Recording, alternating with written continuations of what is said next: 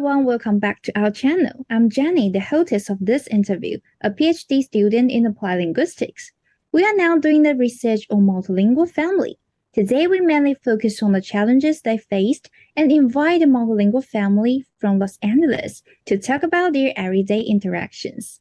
Welcome. Please make an introduction of yourselves. Hello, I'm Alex from China. We are living in Los Angeles now. My mother language is Chinese. 大家好，很开心见到你们。Hello, I'm Eve. It's happy to join the interview. And my mother tongue is Japanese. こんにちは。私はアメです。Hello everyone, I'm Annie. I'm 7 years old now. Alright, thanks for joining us today. And first, I would like to ask you, what language do you use to communicate in your family? And are there any challenges you find?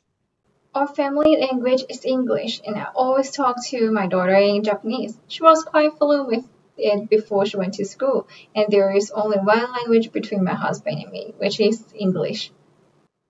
So, you mean there's a degeneration of Annie's Japanese language proficiency? What is the challenge for you? Yes, I found that I'm not able to communicate with Annie fully in Japanese after she went to school. Annie, how did you say I want some ice cream last time? I want some ice cream. Yeah, you can always find such switch in conversation. I think it's difficult for me to build a multilingual environment in family when the child is already starting to have some language confusion.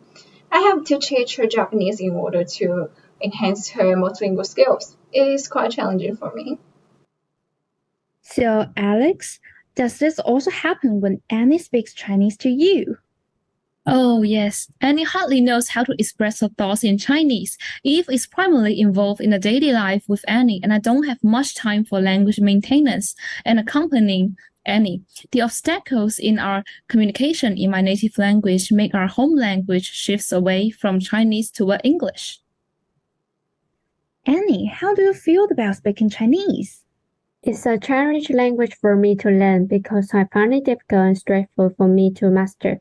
I can only speak Mandarin briefly, so I feel very nervous when talking with my grandparents in China, and I always have trouble understanding them and expressing my inner thoughts. Oh, sorry, Annie. I didn't notice that before. You know, Jenny, teaching children to speak our native languages can be difficult for parents like us, whose native language and culture differ from the dominant language and culture of the resided society. Our decision to use English as the primary language with Annie is made due to pressure to assimilate in current society, to avoid racism and discrimination in her school, and to further development of her. The contradiction and difference between the native language and culture and the new ones make us confused about how to cultivate the cultural identity of our child. So, is there also any other challenges between you adults? Yes, exactly. I think multilingualism issues occur in couple relationships also. I tried to learn Chinese before, but I lack of time learning it, and Alex were not willing to teach me or learning Japanese as well, which leads to difficulties when we see each other's family members. I was quite timid at that time. Okay, thank you for your sharing. Multilingual education can be perceived differently across various family systems, but Alex's family is indeed a typical example of adopting it. In today's interview, we noticed that challenges multilingual families faced are mainly about systematic discord and the lack of the cultural identity. Choosing an appropriate family language policy is important for children's multilingual development.